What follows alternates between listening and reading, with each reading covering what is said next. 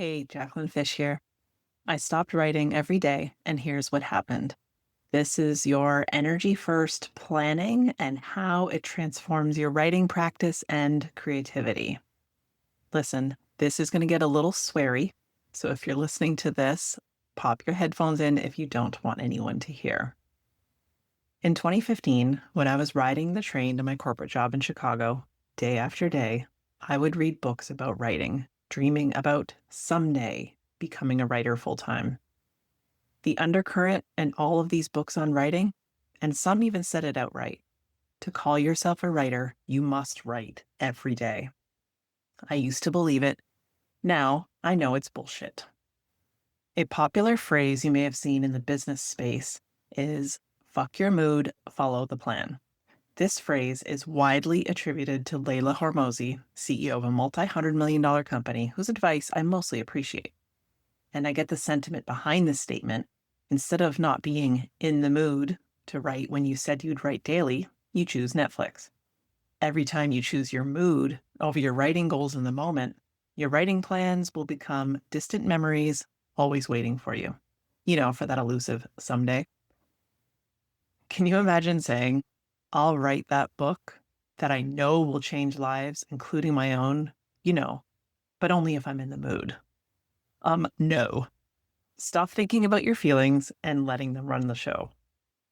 But how do we make meaningful progress on our writing projects if we don't plan, which inevitably involves writing every day?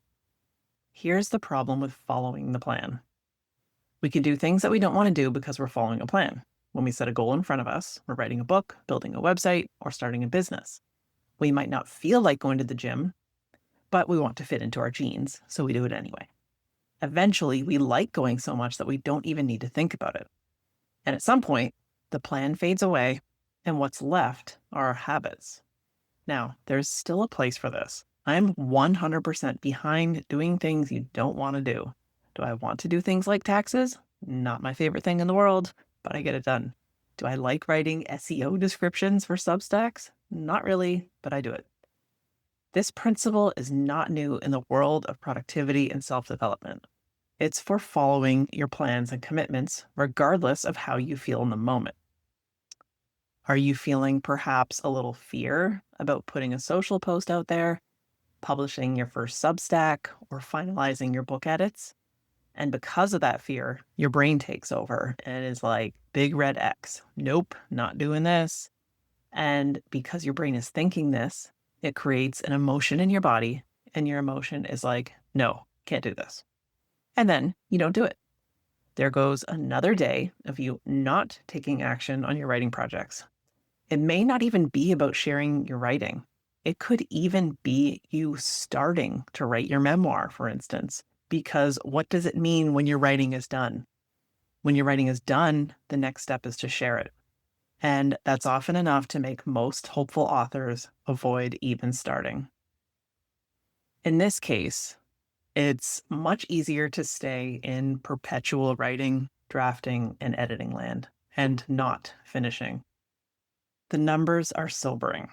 Roughly 80% of people say they'd like to write a book someday.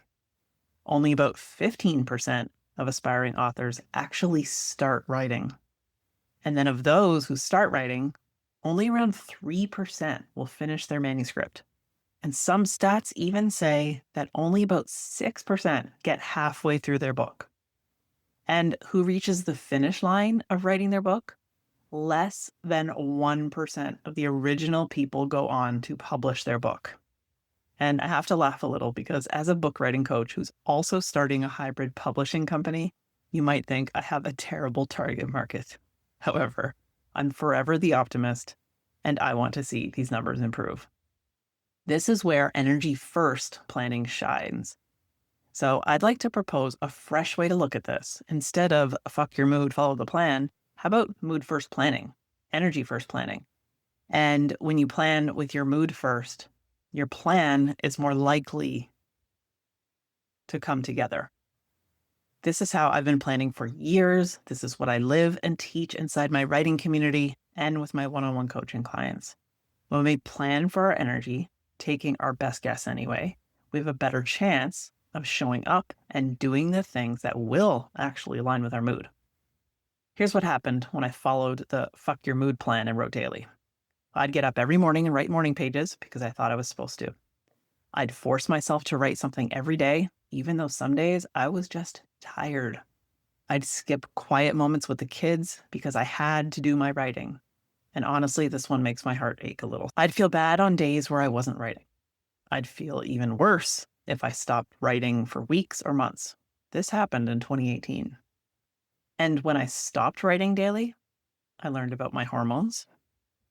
I was almost 40 and realized that they were not the same every day like a man's. I discovered I could align my food, exercise, and work with my cycle. I was also tired, and being tired, treading toward burnout, does not make for great writing. I was doing a lot of things and being mediocre at all of them. And now I flow, which means I might write daily and I might not. But here's the thing. Here's how I know I'm writing a healthy amount for me. I no longer feel bad when I'm not writing. So if you're curious about this, here's how writing with an energy first approach works. Our mood and energy, especially if you're a woman, can vary throughout the month based on your menstrual cycle. If you don't have a cycle, or you never did, and even if you do, your mood can still vary based on the moon. I know this sounds mysterious, especially if this is the first time you're hearing this. Working with the moon is not weird or strange. The moon governs the tides and animals, and statistically speaking, ERs are busier on full moons. Personally spoken with people who work in ERs about this, and without a doubt, they all agree. The full moons are bananas in ER. So here's some examples of how you can create an energy-first writing plan. Looking at the moon first, we're focusing on this instead of your cycle because it's consistent, reliable, always there. Now, hopefully you have a consistent cycle too. If you don't, I can pass you along to some resources to help with that as well.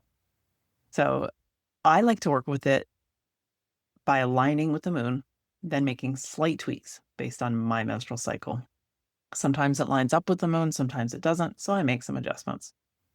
So tell me if you've experienced this before. You dive into writing one day. The words are flowing. It feels so good. You feel brilliant. All your ideas that are dropping in came out effortlessly. You pause and read over your sentences and you think, wow, who wrote this? You wrote it. High five. You finished your writing session feeling super satisfied. And you move on with your day. You got a little swagger. Then the following week, you sit down to do some more writing. You can't seem to sit still. You start writing and then think, nope, not this. Delete everything you just wrote. You keep starting over, editing as you go. You're forcing the words to eke out. You're writing today because you think you have to. It feels unnatural, uncomfortable, and painfully awkward. You look up at the clock, and hours have gone by. You've got 4 funky sentences. Then you might wonder, what the heck is wrong with me? Last week I was so prolific. How come I could write last week and this week I can't? I can't even string a sentence together. I might not even be able to communicate effectively. I'm trying to talk to people and my words are misconstrued. No one understands me. I feel like I'm blabbering. You mutter some BS about being a struggling writer and you feel like shit for the rest of the day. You can't stop thinking about your writing, the words you're not writing, all day. Your family is talking to you and you can't hear them. You're forcing sentences together in your mind. Now listen, there's nothing wrong with you. It's not you. It's your energy. It's nature. You're a different person from last week. Your hormones have changed. The moon changed. And we're not even going to talk about the other planets right now, but the whole universe changed from last week to this one. So now let's go through the 4 phases of the moon for writers. And I'm going to line this up to the energy of a season or a menstrual cycle, just so you can see how the energy is similar. So you can use this to drive your energy first writing plan, starting with new moon writing, which is similar to winter and menstruation. So a new moon is a time to get quiet, make decisions, set intentions, and really feel into what you want to do. Making space for intuitive downloads, talking to God, getting your ideas, and getting going with some outlining, journaling, or quick drafts. During the new moon, there's no light being reflected back at us. So instead of looking outside for light, we look inside for our internal light. And if you're trying to crank out a ton of words around a new moon, it might feel challenging. It's like the energy of having your period. Instead, our focus can turn to nurturing. Now, this doesn't mean that we're horizontal, popping bonbons all day. Take your laptop to a cozy spot on the couch, right in bed with a great cup of tea, and light the good candles. The key is to honor nature's rhythms, and good news, we can plan for it. When you move a little slower around this time, you're nourishing yourself to write and edit more later. By resting now, you can avoid burning out later on. And it's never about putting more words on the page. It's about letting the words out in the most effortless, light way. And listen, I truly believe that words that feel good to write feel good to your reader to read. The next phase, waxing moon writing, which is similar to the energy of spring and the follicular phase. At a waxing moon, you might be dazzled by all the shiny objects. You want to write all the things about all the people, all the places. It's not bad or wrong, but when you know there's a waxing moon, you can plan for this. You can plan a big batch writing session, set aside brainstorming time, let yourself play with lots of different drafts. Focus on the details and button up your drafts later. Just the other week, I got 4 Substacks outlined and drafted. They're at various stages from about 30% to 80% done. And I didn't publish any of them because I got another idea and went with that. The key is momentum. During a waxing moon, allow for some unstructured time to let the ideas come to you, because sometimes they don't when we're sitting at a screen. We need to be taking showers, going for walks, cooking dinner, doing all those other things for those ideas to drop in. Full moon writing, which is similar to the energy of summer and ovulation.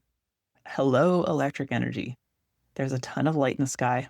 It's just like ovulation. You're putting out the signal, standing there radiating like a magnificent lighthouse.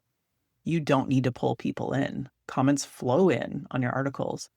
And you're like, really? This is the one you're resonating with? This article came out so easy. I thought writing had to be hard for it to be good. Nope. You might get tons of great writing done. You're super clear, laser focused, precise, and effective. You get so much done and it feels so satisfying. And hey, this is also why you don't want to compare yourself from new moon week to full moon week. You're very different from the time you bleed to the time you ovulate. And if you've got a plan, now is the time to push because it might feel much easier. Waning moon writing, which is similar to the energy of fall and the luteal phase. The light is shrinking in the sky. And like the energy of fall, we're finishing, focusing, completing, tidying up, and preparing to head indoors for winter.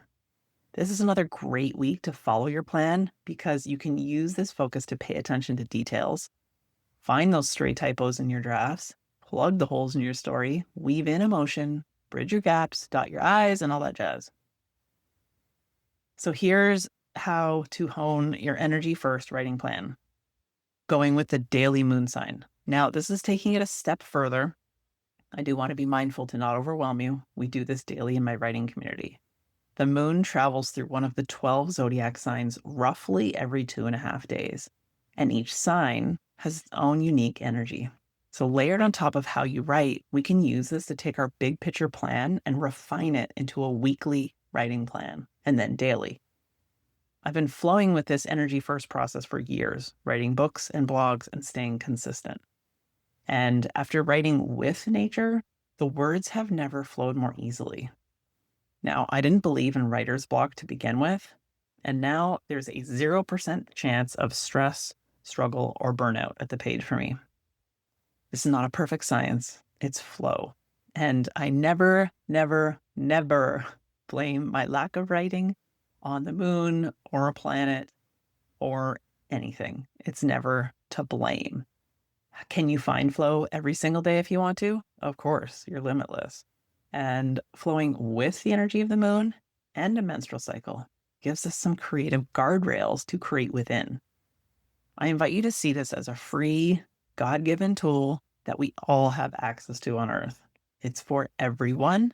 It's reflecting its light back to us. We can choose to use this energy to create harmony and momentum in our writing. And we work with it to ebb and flow with our lives. See it as a gift, always. Now, for your next writing plan, whether you're writing your book, Substack content, a new offer. Look at the month ahead and create your plan working with energy first, not as an afterthought. When you plan with the energy, you're more likely to follow through on your plan to begin with. And when you try this out, I would love to hear how it goes for you. So pop back and let me know in the comments. I also want to make sure to invite you to 13 Holy Nights of Intuitive Writing. It is an intentional, slow, calm, cozy, and quiet experience that happens in your inbox from December 24th through January 6th. You have two options to join. You can join the experience only and get the daily emails plus the live integration call, or you can join the community and get the 13 Holy Nights of Intuitive Writing experience for free. If I were you and you're thinking about doing some writing, I would join the community because you get so much more, including live writing times, workshops, practices, swipe files, inspiration, and not only that, you're surrounding yourself with a community of people who are taking action on their writing, making progress, starting blogs, creating businesses, writing books, and getting their words and their voice out there. I hope to see you there. You can join at theintuitivewritingschool.com.